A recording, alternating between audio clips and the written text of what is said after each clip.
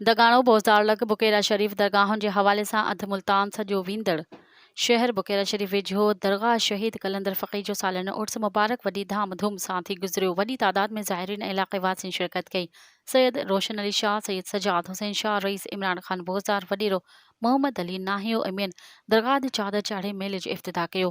मेले जी मेहंदी अख्तर अली उमराणी पारां आंदी वई। मेले में ॿारनि लाइ झूला, रांदीगरनि जा स्टॉल, मिठाई जा स्टॉल पिणु लॻाया विया।